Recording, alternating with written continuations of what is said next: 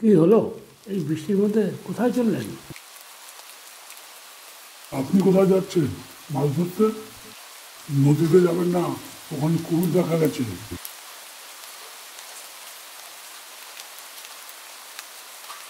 নদীতে কুমির? তাই নাকি? বলছে যখন গিয়ে কাজ নেই, চলো ফিরে যাই। না না, চলো যাই, গিয়ে দেখেই আসি।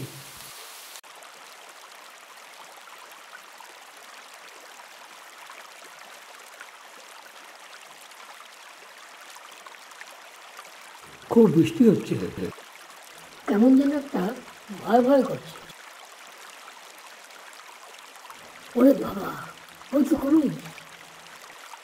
হ্যাঁ তাই তো, অনেক বড় কুমির। আরেকটা।